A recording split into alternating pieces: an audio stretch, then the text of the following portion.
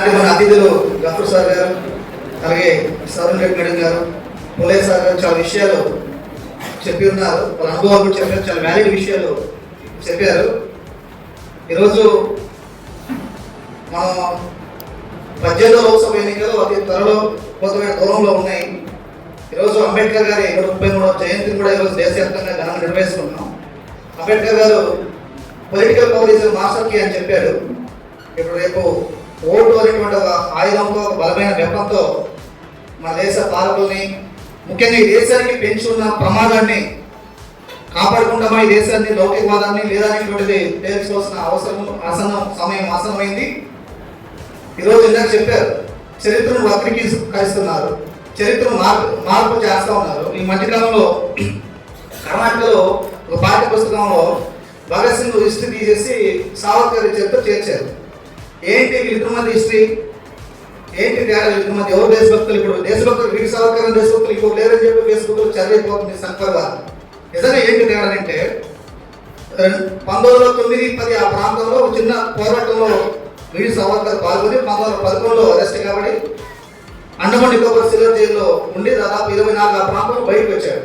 వచ్చే నాటికి సుమారుగా 60-70 సార్లు ఈ బ్రిటిష్ ప్రభుత్వానికి లెక్కలేని లేఖలు రాశాడు. నేను బయటకు వస్తే మీకు ఉదేడిగా ఉంటాను మీకు అని చెప్పి అట్లా అంతకుముందు హిందూ మహాసభ సభ్యుడిగా ఉన్నాడు. ఇది ఆయన చనిపోయింది 1966లో. సరే వచ్చాడు 25లోనే వచ్చి ఆర్ఎస్ఎస్ లాంటి సంస్థకు వెనకాలను నడిపించి ఆ రకంగా దేశంలో ఆ రోజు హిందూ ముస్లిం ఐక్యంగా పెద్ద ఎత్తున పోరాటం, దాన్ని చీల్చడానికి, స్వాతంత్ర పోరాటానికి ఎన్ని ఆటంకాలు చేయాలో అన్ని ఆటంకాలు చేశాడు వీరి సావర్కర్.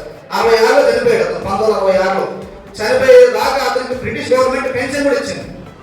అదే ఇప్పుడు భగత్ సింగ్ చరిత్ర తీసేశారు. భగత్ సింగ్ హిస్టరీ ఏంటి? ఇందాక సార్ చెప్పాడు, 23 ఏళ్ల వయసులోనే వాళ్ళ నాన్న క్షమాపణ పెట్టమని చెప్తే వాళ్ళ నాన్నకు చాలా సీరియస్ గా ఉత్తరం రాస్తాడు. అంతేకాదు జైల్లో వచ్చి అరే ఇప్పటికైనా కనీసం నేను చేసిన తప్పును ఒప్పుకుంటే నేను ఏదో మాట్లాడతానని చెప్తే చాలా బాగుంటుంది, ఈ దేశం కోసం ఒకసారి కాదు 100 సార్లు అయినా ఓటమించడానికి రెడీ అని చెప్పి భగత్ సింగ్ స్ఫూర్తి అక్కడ ప్రాణాన్ని ప్రాయంగా నవ్వుతూ ముద్దాడిన యోధుడు భగత్ సింగ్, తన మిత్రుడు రాజ్గురు సుఖదేవ్.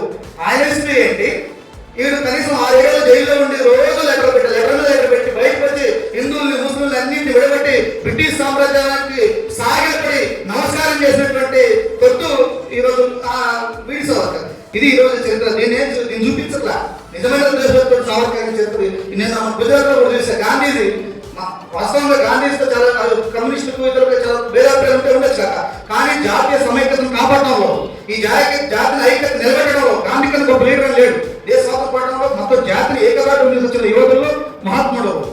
అతను ఏం చేశారు? దేశమంతా ఐక్యంగా ఉండాలా, దేశం విడిపోకూడదని చెప్పి పోరాటం నిలబడినవాడు గట్టిగా చివరిదాకా. అతన్ని చంపినవాడు మాత్రం గాడ్సే. ఇప్పుడు మన ఫేస్బుక్ లో వచ్చింది ఏంటంటే గాంధీ ఎలా చనిపోయాడంటే ఒక చిన్న గదికి వెళ్ళి ఉరేసి చనిపోయాడంట. ఇది ఈ రోజు చెప్పబోతున్న పిల్లలకి. ఇప్పుడు ఎన్సీఆర్టీలో ఉండే వాళ్ళందరూ కూడా ఈ ఆర్ఎస్ఎస్ దొంగలంతా దొంగలుగా మారి ఈరోజు విద్యార్థుల మెడలను ఈరోజు తప్పుగా పట్టించే ఒక కార్యక్రమానికి ఈరోజు శ్రీకారం చుట్టింది కేంద్ర బీజేపీ ఈ 10 ఏళ్లలో. అందుకని జ్ఞానం వైపు ఈరోజు ముందు నడిపించారు. అంబేద్కర్ చెప్పారు, విద్య ద్వారా ఈ సమాజాన్ని మార్చొచ్చని చెప్పి అనేక కష్టాలు తన చిన్నప్పటి నుంచి బాల్యం నుంచి అనేక వివక్షతను యావత్ సమాజాన్ని ఛాలెంజ్ చేసి ముందుకెళ్ళి ఈరోజు ప్రపంచంలో ఒక గొప్ప మేధావిగా మన 120వ జయంతి సందర్భంగా ఐక్యరాజ్య సమితి ఎందరో సైంటిస్టులు ఉన్నారు, అనేక మంది మేధావులు ఉన్నారు, తత్వవేత్తలు ఉన్నారు. వీళ్ళందరినీ కాదని చెప్పి భారతదేశంలో పుట్టిన అంబేద్కర్ని న్యాయం చెప్పి ప్రకటించింది, మహా మేధావి చెప్పి ప్రకటించింది. అందుకనే ఈరోజు మన చెప్తున్నారు కేరళ బీజేపీ చీఫ్ ఒక అతను ఉన్నాడు, సురేంద్ర అన్న పేరు.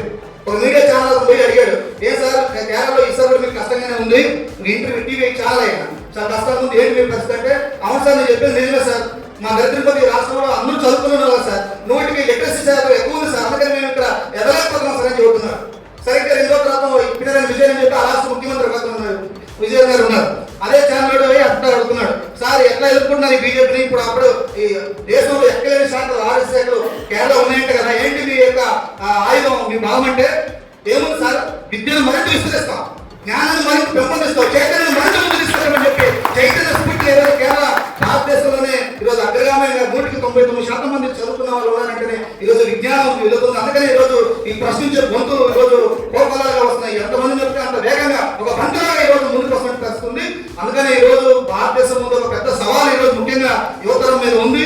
ఉద్యోగాలు లేవు, ఉపాధి లేదు. ఇప్పుడు ఎన్ఎస్ఎస్ లో డేటా కానీ లేదా సిఎంఐ ఈ మధ్యకాలంలో CMI centre for monitoring Indian economy చాలా సింపుల్ గా చెప్పింది, తక్షణం ఈ దేశంలో దేశంలో 5 కోట్ల మందికి కనుక యువతకి ఉద్యోగాలు లేకపోతే ఈ దేశం మొత్తం భారీ సంక్షోభాన్ని ఎదుర్కోబోతుందని చెప్పేసి దాని CEO మహేష్ భూపతి మొత్తం చెప్పాడు.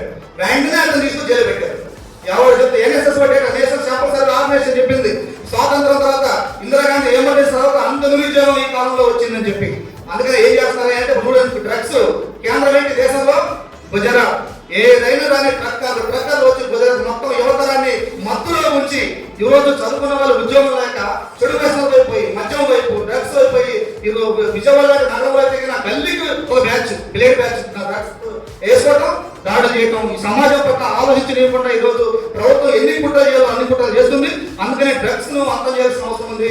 ఈ రోజు యువతరం ఈ జిల్లాలో ముఖ్యంగా 100కి దాదాపు కనీసం 50% వలసలో ఉన్నారు. గుంటూరు జిల్లా అయితేనేమి, బెంగళూరు అయితేనేమి, హైదరాబాద్ అయితేనేమి, ఈ పశ్చిమ ప్రాంతం ముఖ్యంగా ఆంధ్ర లాంటి ప్రాంతాల్లో వలసలు నిర్దిష్టమయ్యాయి. వాళ్ళ జీవితంలో సగటున 12 నెలలు ఉంటే ఒక 10 ఏళ్ళు వలసలు ఉండేటువంటి పరిస్థితి ఏం చేశారు పాపం. అందుకనే రాబోయే రోజుల్లో విద్యార్థులు యువకులు ఈ జిల్లా సమగ్రతపై ముఖ్యంగా విద్యార్థులు యువతరాన్ని చైతన్యం చేయాల్సిన అవసరం ఉంది. నిరుద్యోగ 5,000 ఉద్యోగ ప్రభుత్వ రంగ పరిశ్రమ ఎందుకు ఉండదు? ఏం పాపం చేసింది జిల్లా చెప్పి అడగాల్సిన అవసరం ఉంది. అందుకే రాబోయే రోజుల్లో మిత్రులారా ఖచ్చితంగా రేపు ఒక గొప్ప సమరం రాబోతుంది. ఈ రోజు అంబేద్కర్ గారి జయంతి సందర్భంగా మనం ఆఫీస్ ఓపెన్ చేసుకోవడం నిజంగా అభినందనీయం. ఖచ్చితంగా అంబేద్కర్ గారు ఈ రాజ్యాంగంలో ఇప్పుడు మన చెప్తున్న బీజేపీ ఎంపీ 1/3 మెజార్టీ వస్తే రాజ్యాంగం మార్చొచ్చు కదా అన్నాడు. ఇందాక సార్ చెప్పాడు 1/3 మెజార్టీ వస్తే రాజ్యాంగం మార్చొచ్చు కదా అని చెప్పి బీజేపీ ఈ మధ్య కాలంలో చెప్పాడు. అంటే అర్థం వాళ్ళు ఖచ్చితంగా రాజ్యాంగాన్ని మార్చదలుచుకున్నారు, ఈ దేశాన్ని విడగొట్టదలుచుకున్నారు, ఈ దేశాన్ని మతం పేరుతో చీల్చుకున్నారు. అందుకనే ఖబర్దార్, ఈ దేశంలో హిందువులు ముస్లింలు